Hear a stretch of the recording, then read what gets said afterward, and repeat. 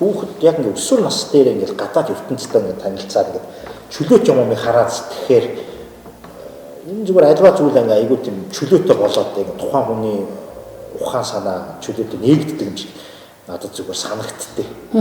Өөрийн үзэл бодлыг өөрийн хийх зорилго морилготой үнж болно гэдэг чинь ер нь хүүхдийг спортоор хичээлүүл зүгээр юм спортоор хүн хичээлэхээр айгүй төлөвлөждөг аахгүй юм хүчний спортоор бокс ч юм уу те бүх барилдах юм. Тэгэхээр улсууд айгүй сонио боддог ингээл хүчний спорт ихээр тэнэг мангар юм гэдэг үгүй аахгүй. Чи үнийг айгүй зүйл төлөвшөл зүйлдэг зүйл. Гол шин боди билдинг биш нэлээ олон жил сонирхоод хийсэн.